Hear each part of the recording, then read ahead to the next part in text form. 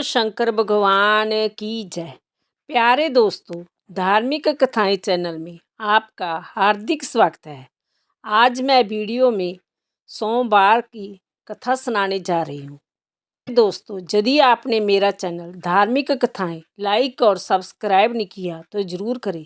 Bell icon दबाना ना भूलें ताकि आने वाली सभी वीडियोज़ की जानकारी आपको सबसे पहले हो सके। वीडियो को पूरी सुनने के बाद कमेंट बॉक्स में ओम नमो शिवाय लिखना ना भूलें। सोमवार की कथा। एक बहुत धनवान साहूकार था जिसके घर धन आदि किसी प्रकार की कमी नहीं थी, परंतु उसको एक दुख था कि उसके कोई पुत्र नहीं था।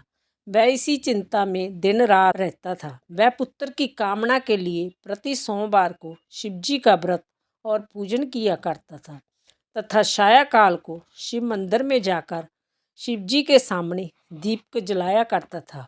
उसके इस भक्ति भाव को देखकर एक समय श्री पार्वती जी ने शिवजी जी महाराज से कहा कि महाराज, जय साहूकार आपका अन्य भक्त है और सदैव आपका व्रत और पूजन बड़ी श्रद्धा से करता है।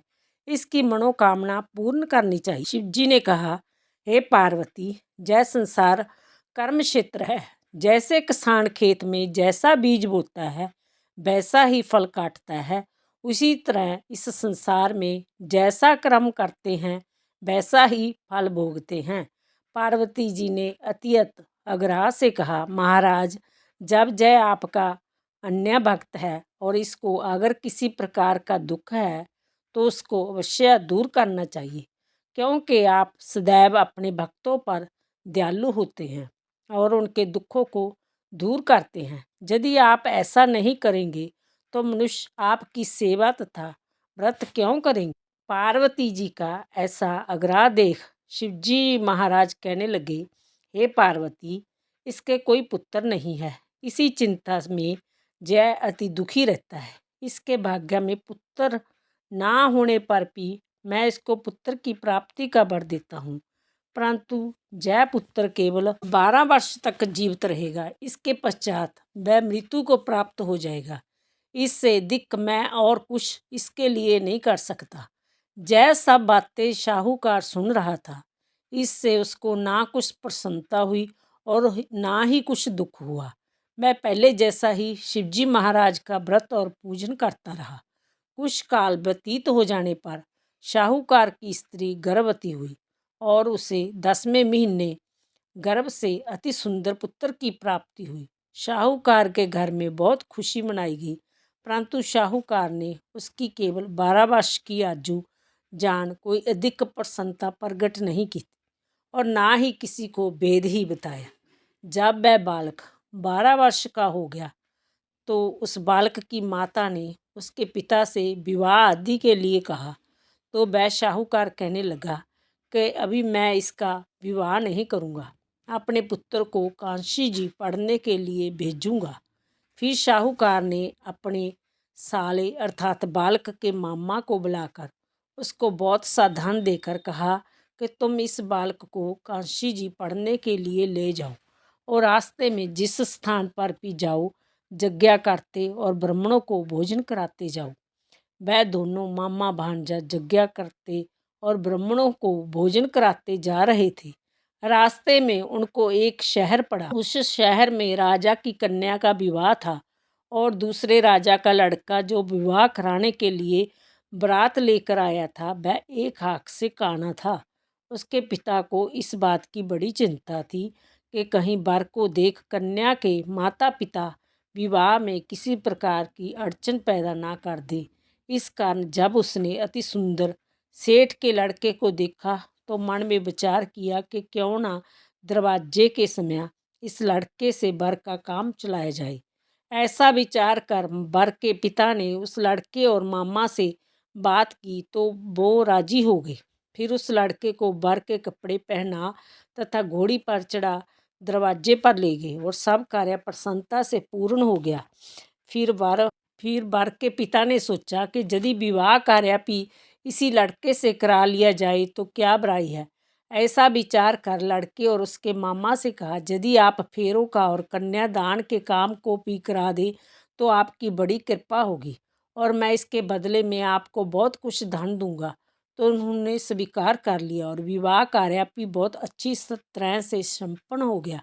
परंतु जिस समय लड़का जाने लग गया तो उसने राजकुमारी की चुंदड़ी के पल्ले पर लिख दिया कि तेरा विवाह तो मेरे साथ हुआ है, परंतु जिस राजकुमार के साथ तुमको भेजेंगे वह एक आँख से काना है और मैं कांशी जी पढ़ने जा रहा हूँ। लड़के के जाने के पश्चात उस राजकुमारी ने जब अपनी चुंदड़ी पर ऐसा लिखा हुआ पाया तो उसने राजकुमार के साथ जाने से मना कर दिया और कहा कि जय मेरा पति नहीं है, मेरा विवाह उसके साथ नहीं हुआ है, मैं तो कांशी जी पढ़ने गया है। राजकुमारी के माता पिता ने अपनी कन्या को विदा नहीं किया और बारात वापस चली गई। उधर सेठ का लड़का और उसका मामा कांशी जी पहुंच गए। वहां जाकर उन्होंने यज्ञ करना और लड़के ने पढ़ना शुरू कर दिया। जब लड़के की आयु 12 साल की हो गई उन्होंने यज्ञ रचा रखा था। लड़के ने अपने मामा से कहा, मामा जी आज मेरी तबीयत कुछ ठीक नहीं। मामा ने कहा अंदर जाकर सो जाओ। लड़का अंदर जाकर सो गया और थोड़ी देर में उसके प्राण निकल गए। तब उसके मामा ने आकर देखा तो वह मुर्दा पड़ा है। तो उसको बड़ा दुख हुआ और उसने सोचा कि अगर मैं अभी रोना पीटना मचा दूंगा तो यज्ञ का कार्य अधूरा रह जाएगा। अंत उसने जल्दी से यज्ञ का कार्य समाप्त कर ब्राह्मणों के जाने के बाद रोना पीटना आरंभ कर दिया। संयोगवश उसी समय शिव पार्वती जी उधर से जा रहे थे। जब उन्होंने जोर जोर से रोने की बात सुनी तो पार्वती जी कहने लगी, महाराज कोई दुखिया रो रहा है, इसके कष्ट को दूर कीजिए। जब शिव पार्वती ने पास जाकर देखा वहां एक लड़का मुर्दा पड़ा था। पार्वती जी कहने लगी, महाराज यह तो उसी सेठ का लड़का है जो आपके वरदान से हुआ था। शिव जी कहने लगे, हे पार्वती इसकी आयु इतनी ही थी सो वह भोग चुका है। तब पार्वती जी ने कहा, हे महाराज इस बालक को और आयु दो, नहीं तो इसके माता पिता तड़फ तड़फ कर मर जाएंगे। पार्वती जी के बार बार आग्रह करने पर शिव जी ने उसको जीवन वरदान दिया और शिव जी महाराज की कृपा से लड़का जीवित हो गया। शिव पार्वती कैलाश पर्वत पर चले गए। तब वह लड़का और मामा उसी प्रकार यज्ञ करते तथा ब्राह्मणों को भोजन कराते अपने घर की ओर चल पड़े। रास्ते में उसी शहर में आए जहाँ उसका विवाह हुआ था।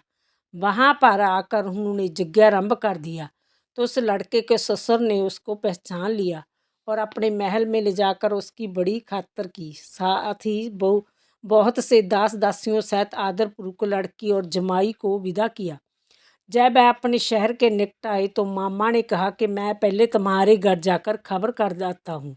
जब उस लड़के का मामा घर पहुंचा तो लड़के के माता पिता घर की छत पर बैठे थे और जय प्रण कर रखा था कि यदि हमारा पुत्र सुकुशल लौट आया तो हम राजी खुशी नीचे आ जाएंगे, नहीं तो छत से गिरकर अपने प्राण खो देंगे।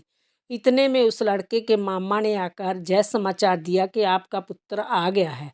तो उसको विश्वास नहीं आया। तब उसके मामा ने शब्दपूर्वक कहा कि आपका पुत्र अपनी स्त्री के साथ बहुत सारा धन साथ लेकर आया है। तो सेठ ने आनंद के साथ उसका स्वागत किया और बड़ी प्रसन्नता के साथ रहने लगे। इसी प्रकार जो कोई भी सोमवार के व्रत को धारण करता है अथवा इस कथा को पढ़ता या सुनता है उसकी समस्त मनोकामनाएं पूर्ण होती है। बोलो शिव जी भगवान की जय।